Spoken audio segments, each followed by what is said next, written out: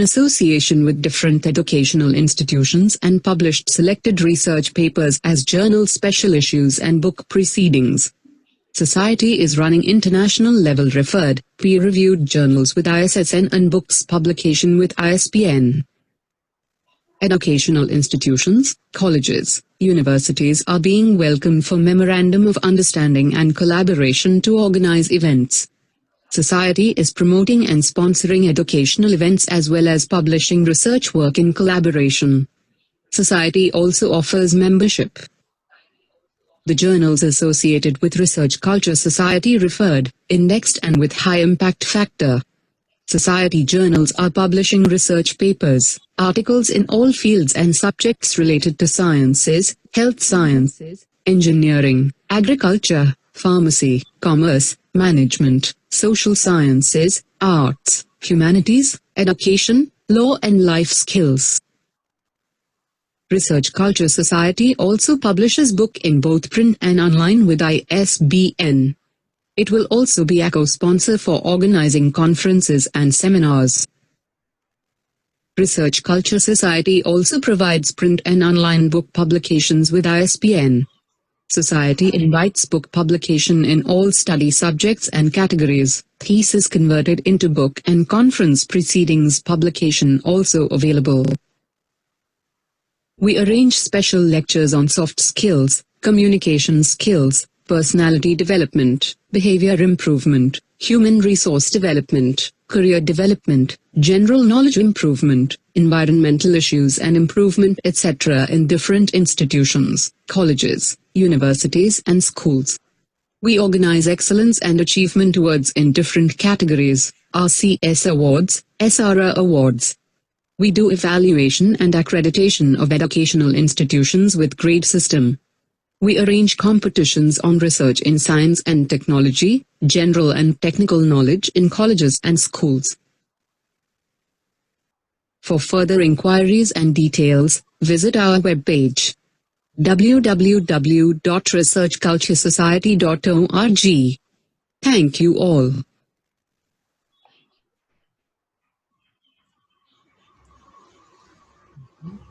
Yes. Yeah. Now you can proceed. Yeah, thank you.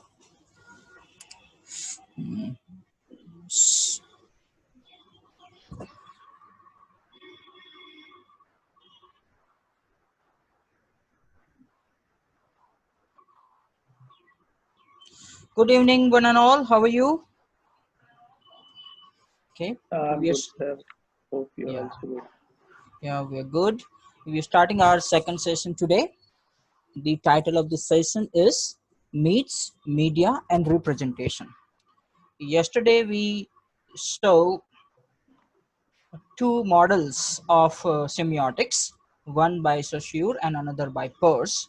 Today we'll be looking at the third model of semiotics, which is called the model of meet, okay, which is proposed by Roland Barthes. This model of meet is based on Saussure's model of sign, because Roland Barthes was also French and he developed another model based on what Saussure proposed. Okay, so today we will first talk about Roland Barthes' model, then we will also talk about what is media and medium and what are the different issues related with representation. I hope I am audible to all of us. So we begin. Yes. Yeah, we begin with the Roland Barthes model of meet. Okay. Roland Barthes is in our academic field is known for his article Death of an Author.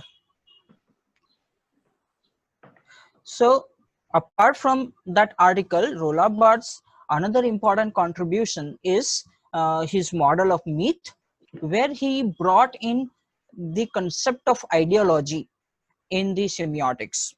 And apart from these three, Roland Barthes also developed a narrative course, which is also one of the most important contribution of Roland Barthes. Here we will be looking at the concept of meet developed by Roland Barthes. So let's begin. This is the picture of Roland Barthes. what he said is, we use signs, okay, and we use that sign to describe the world. Okay, we want to talk about certain thing, we want to describe something, we want to talk about our emotions. That's why we use signs, words, and we feel that the function of sign is to denote the world, that whatever the basic meaning that we want to convey is being denoted with the help of words and signs. So its function is to authentically represent the world as it is. Okay, this is what we believe. Okay, and this is, with this belief we try and use the sign.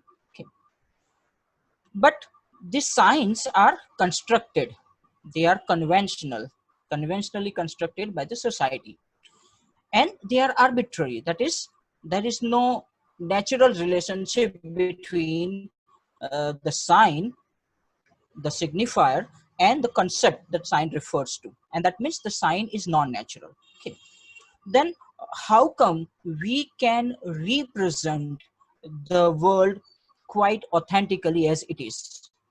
Because while representing the world, we tend to represent our biases, our ideologies, and how we see the world, because our sign system is based on our experience and ideology. And this is where the Roland Barthes model starts. I'll give you an example. If you see this, okay, we use such pictures on WhatsApp and Instagram. Okay, this particular picture signifies love. Okay, it is about say love between two people. Okay, then we also use such red rose or pink rose as a symbol of love, and if we want to propose someone, we give that person a rose, or when we want to express our feelings for our better half, we give them roses. Okay, so this is how we express our love for the people. Similarly, this is also one sign of love, but this is normally taken as one-sided love, that someone is say in love with someone one-sidedly, the other person doesn't know about it. Okay, and this is, let's say it is a physical love. Okay, but there are different stages, different meanings of the concept of love. Okay, and in order to express only one concept of love, we are using all these different signs, and we don't have any problem in understanding the concept of love. But do you believe that all these symbols basically is about sign? If you look at the dictionary, okay, these things have a different meaning, but we in process use it differently. So here comes what Roland Barthes says, the difference between denotation and connotation. So denotation is something that is literal, dictionary meaning. Okay, right? So there is more than just denotative meaning. When we use the language, it's not just denotative meaning. For example, rose according to dictionary is a flower, or heart according to dictionary is a body organ. Okay, so this is your rose, flower, this is your heart, a body organ. Okay, this is the dictionary understanding. Okay, but when we use the language, when we use the signs, we use a connotative meaning. Okay, these extended meaning, like we use rose to extend the meaning of love. Okay, it is called connotative meaning. Okay, we use rose to signify love or to signify beauty. Okay, so when you hear the word rose, what comes into your mind first? Probably you may reminded of someone whom you love, okay, or something very beautiful. Okay, so this is how the connotation is created. Okay, it's not a literal meaning, but it is socially acceptable extension of the meaning. Okay. Now, for me, for example, if someone uses the word rose, it reminds me of say the heroine of Titanic.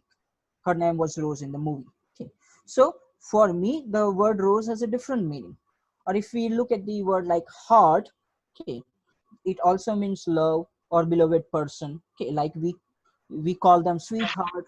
Okay, so because that person is our beloved person, we like that person. Okay, so we give them the position of a heart, the kind of position the heart has in our body. The person has equivalent position in our life, and that's why we compare that person with the heart, and we many times use the word like heart for them. So here in this case, connotative meaning will have a second level of meaning. Okay, so when its first order, love, rose is just a rose, a flower. Its second level, rose becomes love. It's a symbol of love. Okay. Heart was an organ, but at second level, heart becomes a symbol of love. Okay. And combining these two, okay, okay, Barthes calls this social phenomena the bringing together of signs. We put these signs together and their connotation to shape a new meaning, a particular meaning. Okay. This meaning is associated with the ideology of the society, ideology of the person, and that is why Barthes call it the myth.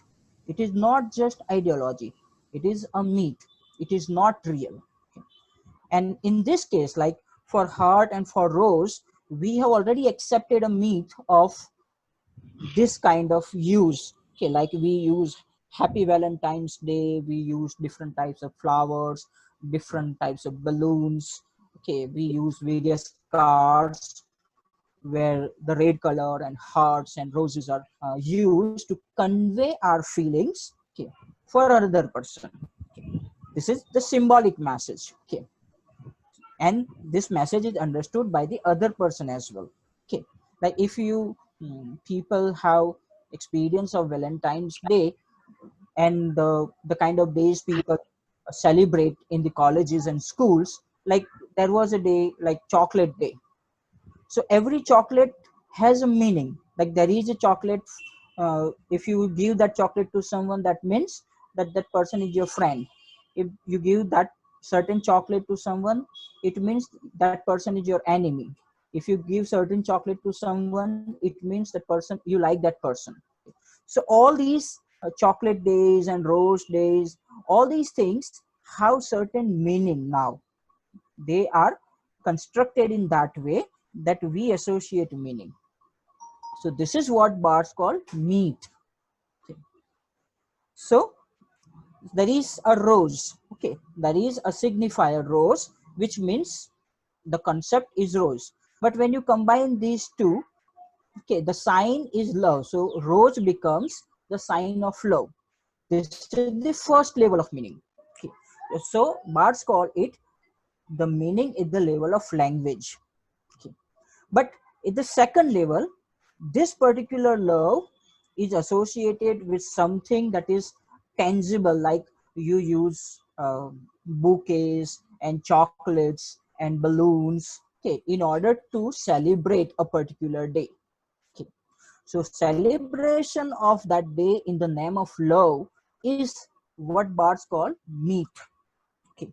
So we have accepted a meat, okay, where the basic ideology is consumerism. Okay, like if you ask yourself that is it okay for us to celebrate only one day for love? Okay. Because love is something that is part of our life. You cannot survive without love. So celebrating one day of love is a kind of understatement. But this celebration is happening because this celebration is associated with consumerism. You will buy these roses and bouquet and flowers and gifts, and you arrange the parties. So all these things are happening because it is basically a market driven process. Okay. So this is what Barthes called meat. This is the ideology of consumerism. Okay. So Barthes uses this particular model, that there is a signifier and there is a signified. As Sashur says, the combination of signifier and signified makes a sign. Okay. So that is your level of language. What Sashur said, the same thing. But in the second level, that sign itself becomes signifier. Okay, it is not just a sign, but it represents something else. Okay, it represents some other ideology, some other thing. Okay, so that is what we call signified. Okay, and combining the second level of signifier and signified, when we put them together, it becomes a meat. It's a second level of sign. Okay, and we always practice the second level of sign at certain level of ideological representation. Myth, as Bart says, is not an innocent language, but one that picks up existing sign, like uh, the conventional sign that rose is associated with love, or heart is associated with love. In our language also we use metaphors, okay, in that way. So the myth takes those metaphors and they create another order purposefully to play a particular social role. Okay, and that is why it is very important for us to understand that mythic process.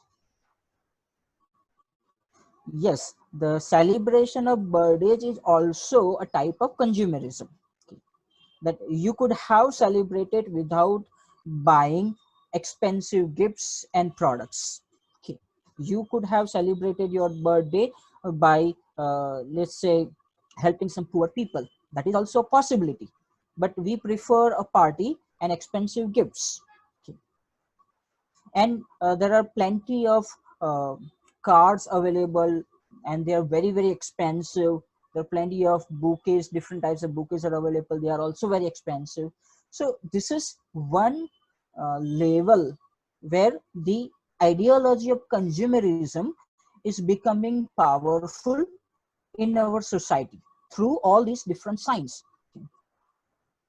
So myth, it does not hide reality. It is there. We can see the reality, but it responds in a very distorted manner. Okay, that if you interpret, if you try to interpret, then you can understand that yes, it is uh, a kind of myth. It is not reality.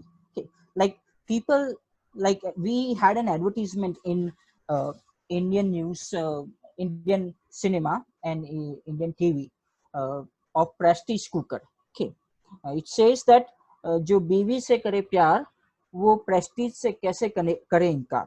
Okay, it's a very interesting advertisement. But what happens that your love for your spouse is equivalent to a tangible thing. That means if you are not buying this prestige cooker for your wife, you don't love your wife. Okay. This is the implication that this advertisement has created for us. Okay, so this is where the ideology comes. This is where the consumerism comes. Okay, that you have to prove your love by buying these products for your wife, for your girlfriend, or for your husband. Okay, if you don't do that, that means you don't love them. Okay, so this is where your love is the criteria of your love becomes the consumerism. So it normalizes the ideology that buying products, buying gifts is normal. Okay, that becomes a myth. We tend to accept and follow it. We don't question it. Okay, अरे birthday में जाना है तो gift क्यों ले जाना है? We never question it. Okay, because it is a norm, it's a rule. Okay, and we believe that it's natural. सालों से लोग कर रहे तो we must do that. It is natural. Okay, but it may change. Okay, we have to start somewhere, that we start doing that thing in a different way, so that people understand that the same thing can be celebrated or can be conveyed in a different way as well. So here the myth that we are celebrating is the Valentine's Day, for example. Okay, that we have restricted our celebration of love on one day, and that celebration is also very materialistic. Okay, if you don't give certain things, to your lover, to your spouse, okay, then probably you don't love them. This is the kind of meaning the Valentine's Day has created. Okay, Father Valentine never talked about gifting something to your girlfriends or something to your wife. Okay. But his concept of love has made materialistic now. Okay. It is not, there is nothing wrong in celebration of love. The wrong thing is your love is mapped on the materialistic things. This is where the meat comes. So I'll give you example now. You have done this exercise yesterday, okay, and I have put a simple question to that. Okay, now today I'll go with this again. See, what do you see? There is a white background, young women standing. Okay, she's wearing a kind of red dupatta, as if she is a superwoman, like Superman had this kind of red dupatta and he used to fly. Okay. She's wearing a sari, two bangles, probably golden bangles in both, each one. She's wearing half sleeved uh, blouse. Her hair is open, and the camera angle from which the picture is taken is lower. Okay, that as if you as a reader is below her. She is above you, superior to you, and you are the inferior person to you. This is what we can see from this particular picture. Now I have two questions. What is the signifier in this image? If you take the entire image as one sign, and what is the signifier? The modern Indian women, especially the modern Indian housewife. This is the signifier. What is the signified? The signified is the modern Indian housewife is a superwoman. Okay. She is educated. Okay. She has modern ideology. She is probably working as well. She is doing all the household work. Okay. So she maintains her professional and personal life so well, so balanced manner that only superhumans can do that. This is the signified. This is the message. The first level message is this. Okay, but this is the first level. Now this is, if I use the same thing in denotative and connotation, then whatever we said in signifier uh, and the meaning that just I conveyed, that what are the possible meanings. She is modern, she is working, she is handling the house effectively, so she is like a superwoman. Okay. So this is the denotative meaning. This is the first meaning that we are gaining, and that the advertisers want us to believe. Okay, this is the first level. Okay, but if you go into the connotations of this, okay, that is, if you start analyzing at the different level, okay, then the first question should come to our mind is, okay, why does someone need to put this in advertisement? Okay. Please don't write anything on the screen. Okay, yeah, thank you. So here the connotation is that we are trying to satisfy a woman's ego by putting a kind of idealized picture. Okay. We don't say that if she is working, the man should also participate in household work. Okay. If women is working and she is doing household work, then men should also help her in household work. Both of you are working. Okay. So if you are talking about gender equality, you equal not only professionally but also personally in the house. But this advertisement wants to convey that household work is the job of the women. So that is why she is superwoman. Okay, fine. So this is what we call the myth. Okay. This is a kind of ideology, patriarchal ideology, that they give you a kind of feel good message that, oh, you are doing amazing work, but they are not trying to give you the message that no, we are there with you and we will help you.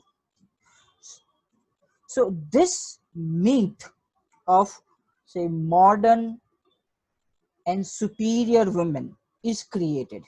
Okay, it is a myth, it is not reality. If we see around us, and most of you have experience in your personal life, okay, that though you are working, okay, almost all the household work is done by you. There is very little help from your spouse. Okay, fine. So this myth of modern women, okay, that no matter how modern you are, no matter how educated you are, no matter what good job you are doing, the household work is your work. Okay. So this is the myth being created by our advertisements. Okay. If you remember yesterday's advertisement about the washing powder Tide, okay, there were 4 pictures, there were 5 women, but there is not a single male, which implies that this job of the washing of the clothes is the job of the women. Male will not come there. Okay, so this is also a kind of myth. Okay, and that myth comes from patriarchy. The ideology is the patriarchy. Okay, it's not that the modernism or presenting women in a particular way. Like we always say that in India we have, in Manusmriti says, Yatra Naryastu Pujyante Ramante Tatra Devata. But do we really worship our women? Okay. So that particular part is missing. Okay. So you are saying one thing, your denotation is different, you are doing another thing. It's social level. So that is the connotative function. Okay. So this thing is what Barth calls the ideology or myth. Now I give you another one. Yesterday I have given you another exercise. It is still here. Okay. Almost all of us have seen this movie. Okay, and a very entertaining film. But if you see this particular picture, okay, the signifier, okay, that uh, that is a hero who is a police officer. Okay, the signified is he's a brave person. You can see a lion behind. Okay, so lion is a symbol of the valor. Okay, very powerful, very courageous person. Okay, so this person is visually compared with the lions, because there are 3 lions and there are 3 faces of the protagonist. And if you see, the camera angle is still low. Okay, that he is considered superior, and it appears that there is a light going from down. Okay, if you see the shadow, okay, then light is put down in front of the protagonist and it is going up, and these 3 lions in the background, they are nothing but the shadow of this protagonist picture. Okay, so all 3 are lions which are compared with these 3 heads of the protagonist. Okay, so this is the very simple signifier and signified. A sign is created here. Okay, I'm not going into the uh, language that they have used right now. I'm just giving the idea of the picture. Okay, then this is the denotative meaning, dictionary meaning. In a simple way, we can see that connotation is the police officers are very courageous people and they always stand for the constitution and nation. Okay, because the shadow is nothing but national emblem. Okay, it's a national symbol.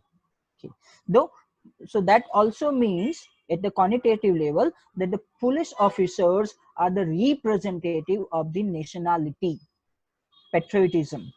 Okay, so does it create any myth? Yes, it does create a myth. What kind of myth it creates? It creates the myth that whatever police is doing, is in the national interest and out of patriotism.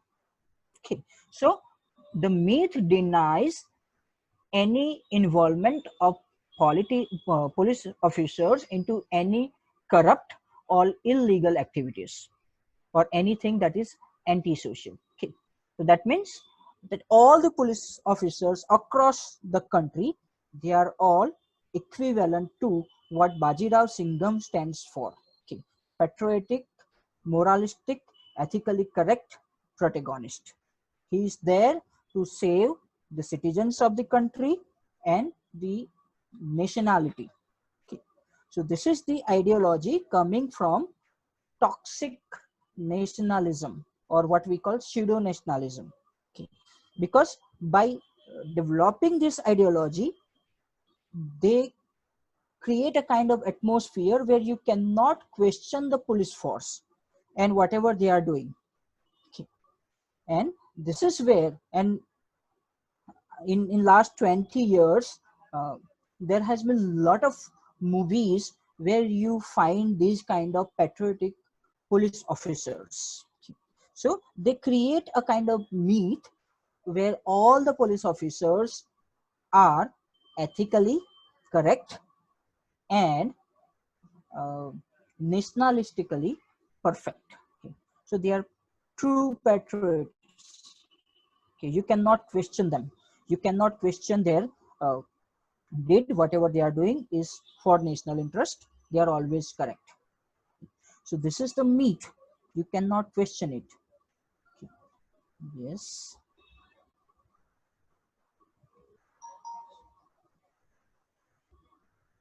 So this is what Barth's idea is, that at certain level there is one what we call literal meaning. Okay, what he calls denotative meaning.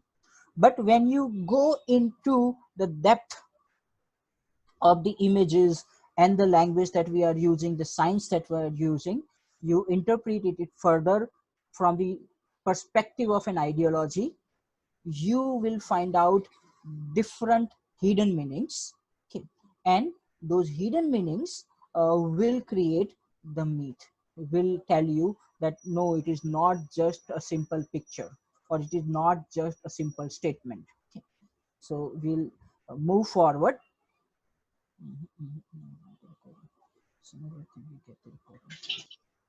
Okay, let's move forward. uh, Someone is so do you have any doubt about the idea of myth? Because I'm moving to the next topic, that is textual politics. uh, or you can write down your questions somewhere, and in the end when we discuss, we can discuss all together, because most of you have the repetitive kind of questions, so we can discuss all of them together. All right. um, so textual politics, what is textual politics?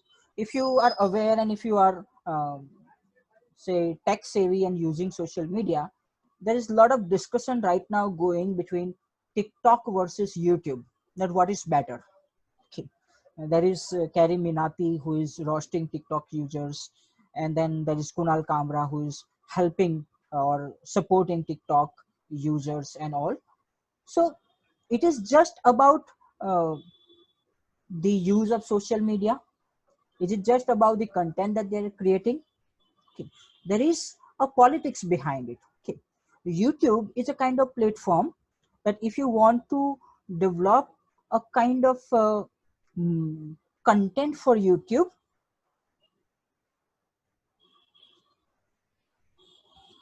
yes, Singham is a pick. I will come back again in the end. Right now we'll go with the flow. Please write down somewhere so we can discuss. You remind me this question again. Okay. Jaita ji, please. Okay. So when we are talking about YouTube, when you want to produce or when you want to prepare a content for YouTube, you require good mic qualities, you require good cameras, you require a lot of what we call programs, animation programs and all, so that you can prepare a good YouTube video. Okay, you require high speed internet connection, maybe Wi-Fi and all, so that you can create a good content and upload it on YouTube. So basically, in order to do good YouTube content, you should be say pre-equipped with certain things. Okay, that means you need to have money to do good YouTube videos. Okay, you need to you need to buy good quality mics, you need to buy good quality cameras, you need to develop some sort of studio, then you can create good content. But in order to create TikTok, what you need a phone, a smartphone, and you need to download an application, and that's all. Okay, the rest of the things are given by the TikTok. So you, for using YouTube, you need to have money, you should be economically better. Well, in order to use TikTok, okay, even if you are economically poor, okay, you can use it. Okay, if you have say Oppo Vivo mobile of 8,000 9,000, and most of the companies now give cheap data, okay, so you can do it. So this is where the class conflicts come, because YouTubers are worried about the content that they are creating, because there is a tough competition to them in the name of TikTok. Okay. So this is a basically class war, and that is also happening in larger industries also. Like there was a time in India where there was parallel cinema. Okay, like Ritvik Ghatak, Guljar, Sampat Swaroop, Mrinal Sen, they were all making small budget films. Okay, they did not have much money. Okay. And on the other hand, there were studios like Manmohan Desai, GPCP, and they were all rich people, Mansoor Khan and all. Okay. So they were making big budget movies with Amitabh Bachchan, Rajesh Khanna and all, while those parallel cinema, they are making small budget movies. Now, because they are making small budget movies, there was no one to buy it. So those movies never come to the theater. So what they try to do is they ask these big budget filmmakers that they make a kind of contract with the what we call publishers, that when they buy a big budget movie, they also buy a small budget movie, and they give one show to that small budget movie in the cinema. But this contract, this kind of idea was opposed by the superstars of the time, including Amitabh Bachchan and Rajesh Khanna. Okay. And because of that thing, India never had the parallel movement.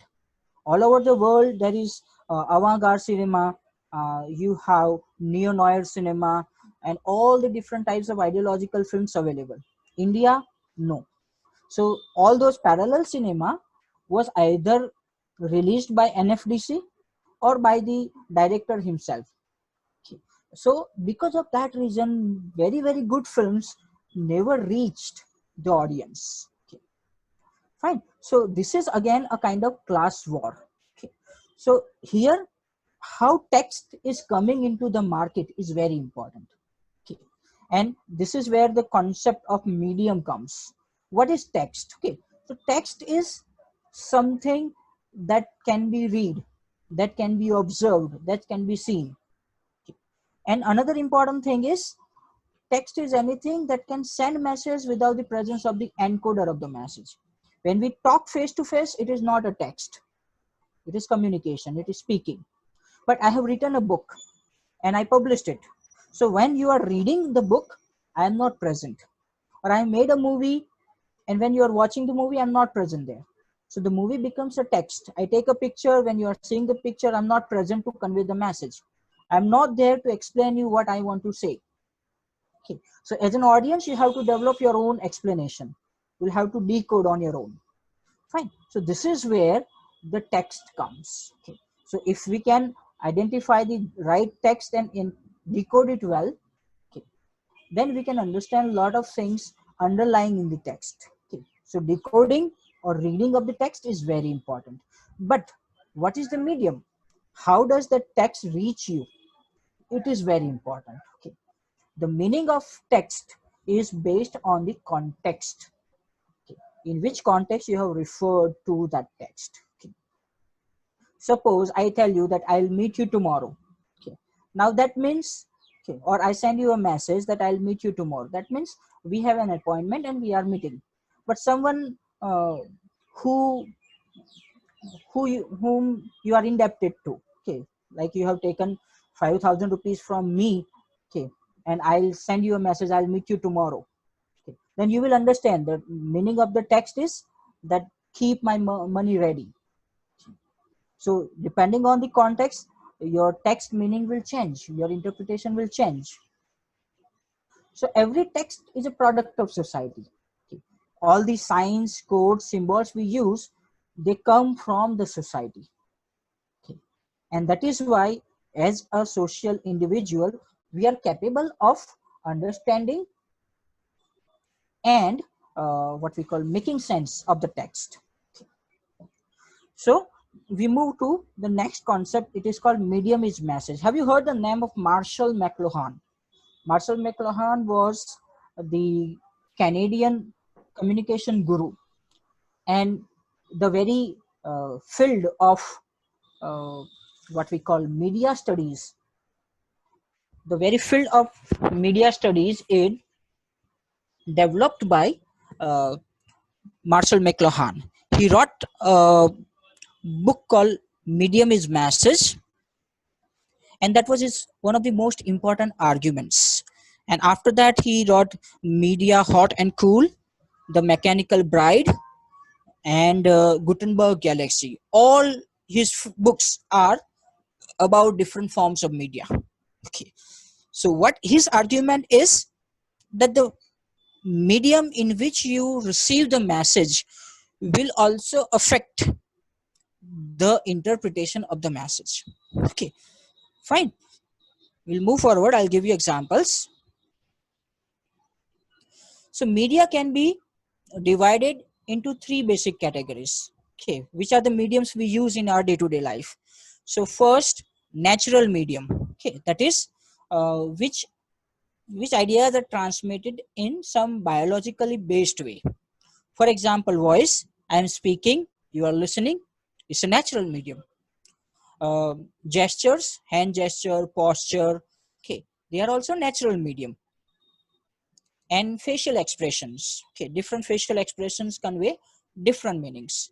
So all these are called natural mediums. Okay, that for that you don't have to develop any other medium. Your body, yourself is the medium. Okay, this is the first type. I can give you more example of these facial expression. Okay, and we do it almost unconsciously. Okay, we express ourselves physically almost unconsciously, and that's why psychologists study our body language. It conveys a lot about ourselves. Okay, so you have a lot of and the emojis are basically uh, the kind of signifiers or icons created from our facial expressions. The second type is artificial medium. Artificial medium is one by which ideas are represented and transmitted by means of some artifact, something created. Okay, it is not natural. For example, we print books, we write something and somebody reads, or we make statues, sculptures, okay, and people see and get the meaning, or different types of paintings. So these are called artificial mediums. They are created by humans. Okay, so they are artificial. And the third type is mechanical medium, is one by which ideas are transmitted by means of mechanical invention. For example, we have telephones and mobiles, TV, radio, internet. These are all mechanical mediums, computers. Okay. So what McLuhan says, that the medium we use to convey our message also affects the masses. The medium plays a very important role.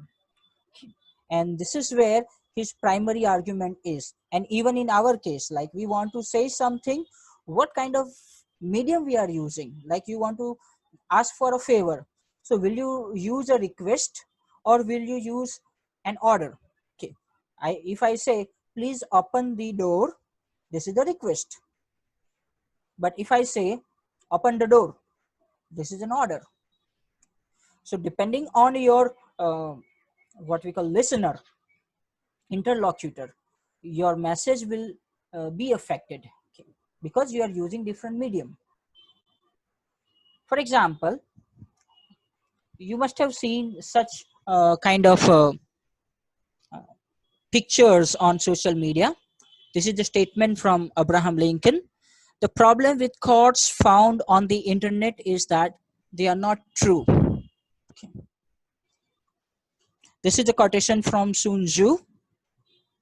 Go for the small thermal exhaust pot right below the main pot.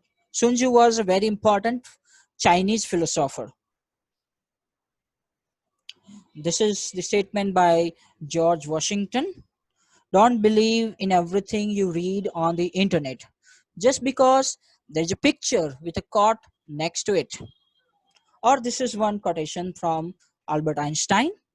People should examine the veracity of the quote they like and share on Facebook. This can keep you from looking like a dumbass. We all know that these are all wrong.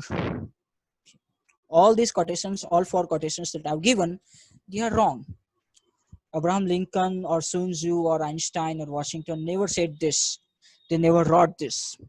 Okay. Still, people use this kind of quotation, like there is some good message, what we call inspirational message, and with that message there will be picture of Mahatma Gandhi or APJ Abdul Kalam or some other, say Martin Luther King or Che Guevara. Okay. Now they might not have written it. So why people put the pictures there? Why would they like to create the impression that this is spoken by this person? Here comes the idea of medium. If you see the name of the important person, you will take the quotation more seriously. If you see the picture of important person, you take the quotation more seriously. So this is where your medium, what you are using with it, is important. Recently, 2-3 days back, a very famous Gujarati critic, he wrote on Facebook that Derrida says that philosophy is nothing but love for wisdom. Okay. Now he is a learned scholar, he is a retired professor, but he is still making a misquote. He's because Derrida never talked about it. In none of his writing, he talked about wisdom for love. Sorry, love for wisdom. In fact, this statement was actually used by Plato in his Republic, where he was defining philosophy. The word philosophy literally means love for wisdom. Sophy means love. Philo means wisdom. Okay. So this thing, but he is using the name of Derrida. Why? Because he wanted to convey that he understands Derrida. He understands post-structural philosophy. He understands complex philosophical and literary ideas. Okay. So this is where the medium becomes important. Your medium becomes your message. Okay, that you wanted to convey a myth of being intelligent, a myth of being well-read. Okay, and that is happening with this kind of quotations as well. Okay, there is one more example for medium is message. We all watch movies. Okay, if I ask you on which platform or how do you watch the movie? Okay, do you watch the movie in 5D cinema multiplexes? Do you watch movies in 3D multiplexes? Do you watch movies in simple multiplexes? Do you watch movies on your home theater? You have a home theater and you watch there? Or you watch movie on online platform like Netflix or Amazon? Okay. Or you watch movies on different TV channels? Okay. Or you watch movies by downloading from illegal website like uTorrent, or you watch movies downloading from the Telegram. We all watch movies and we all watch movies from all the different mediums. But when we are talking with a person, we don't normally say that, oh, I always watch movies from Telegram. Why? Because it is considered low in our society. that medium is not considered standard. Okay, we say, oh, we went to the multiplex to watch this movie, okay, or I watched it in Netflix. Even if you have downloaded from torrent and then you watch it there, still you will say, I've watched it on Netflix, because we want to give a positive face of ourselves, and that positive face is related with the medium, which medium you are referring to, which mediums you are using. Okay. So this is where medium affects our social standard as well as the interpretation of the message. Okay, fine. So next point is about the representation. How a person or a caste or a religion or a thing is represented in different mediums. Okay. So the use of signs to relate, depict, portray, or reproduce something perceived, sensed, imagined, or felt in some physical form is called representation. Okay. So signs is basically the representation. Okay, they are not reality. But then there will be the modification to the signs based on the ideology. There will be certain type of representation, not the overall representation. For example, one more definition is there: the process of recording ideas, knowledge, or message in some physical way is called representation in semiotic theory. Recording idea, knowledge, or message. So once you record, you have recorded in a particular way, then it will be considered a text, and someone will have that access to that text, right? So this is what is representation. Okay, suppose you are taking a photograph. You can take a black and white photograph, you can take different colored photographs. You can, now there are a lot of applications are available, so you can use those applications and you can modify that photograph. So by modifying, you are modifying the representations also. Okay, so what is it, how the representation affects? There was a very important school of art historians, basically feminine art historians, and they are called gorilla girls. Okay. They say they had a very important question, and they used to pose such questions during 1980s. So they said that, do women have to be naked to get into the Met Museum? Okay. Because there is a reason given that less than 5% of the artists in the modern arts section are women. That is 95% are male. So representation of women in art section is only 5%. But 85% of the nudes are female in the museum. Okay. So women are always represented or majorly represented nude, and nude representation means something to consume. Okay, a sexual object. Okay, you want to use them as a sexual object. So your representation, the women representation, is negative, which these feminist artists were questioning. You can find on Google, they have a lot of such questions put forward. You must have seen this movie Gully Boy. So how Muslim females are represented in Indian cinema, most probably. Okay. If we are not talking about the world cinema, at least in Indian cinema, so they are normally presented in hijab. Okay, they are practicing Muslims. Okay, and they are beautiful. Okay, they are always fair. Okay, and there are a lot of stereotypes related with it. Okay, so there is a fixed stereotype available in the representations. Okay, in this film they tried to break the stereotype that this girl did not like to wear the hijab, and she was modern. Okay, she was educated, she was doing medical science. While most of the Indian films, the Muslim women are presented as someone who, the majority of films, someone who is uneducated or who is very traditional and who doesn't accept the modern ideas. Okay, so this is a kind of stereotype representation we have in our cinema. And it's not just about Muslim, about every different caste. Okay, when we do the cinema session, I will talk about the stereotypes there also. There's one more example. Okay, we all have seen this movie Kesari. This movie is presented as patriotic movies because these what we call Sikh soldiers fought against the Mughals and they won valiantly. They fought Mughals. I don't know whether they won or not, but we accepted it as a kind of patriotic film because the Sikhs are fighting the outsiders. But we did not question that the Sikhs were fighting for the East India Company.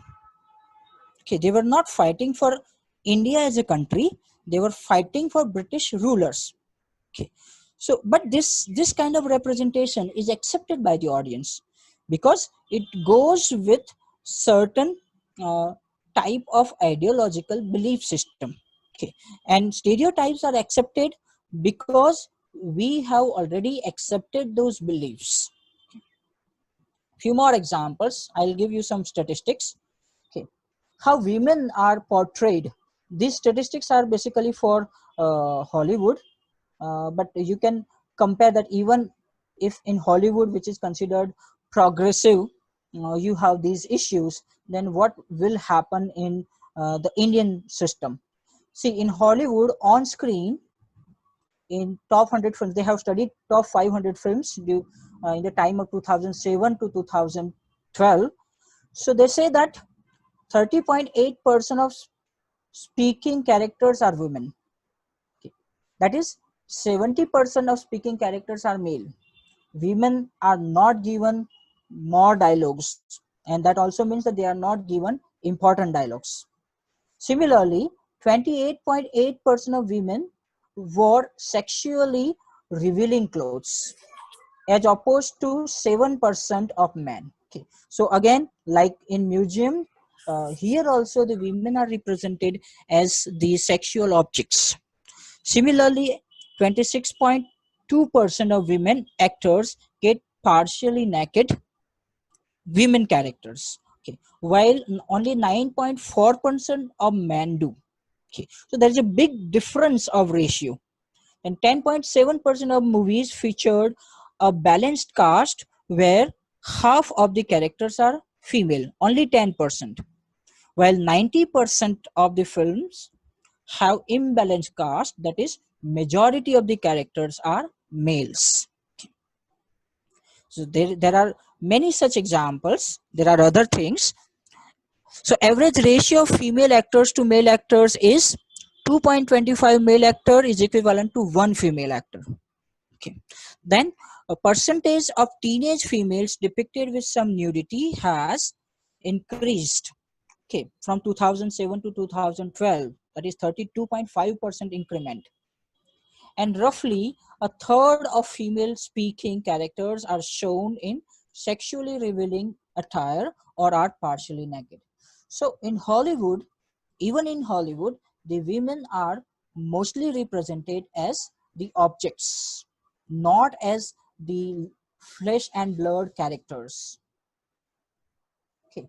And in most of the cases, even in India, women are as love interest. Okay. In 76.7% of movies studied, women fulfilled only romantic function. There is no other important function in the entire movie. She is just a lover of the hero. That's all. Okay. Only 23.3% women are in lead roles. Then again, speaking characters, 7.8% are male, 29.2% are female. Working characters, 80% are male, 19% are female. Okay. So you can see the difference of representation. In news media, okay, women representative in media, only 29%, while more than 70% are male representative as a guest in the show. So they say that the kind of message they are conveying is only males can be experts, females cannot be. Only 29% females are expert guests in the news shows. Similarly, in news broadcasting, okay, see, evening broadcast, that is prime time, the most important time of the day according to media. Okay, 75% are male broadcaster, while only 25% are female. In print media, only 38% are female. In internet, 46% are female. And on wires, 38% are female. So the women is underrepresented in all the media landscape. Okay.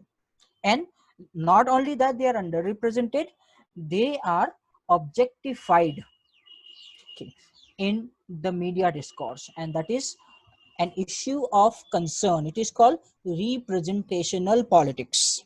Okay, and it is not just about women. If you talk about the minorities, you will find such statistics. If you talk about a particular caste, you will find such statistics. If you talk about particular class, you will find such statistics.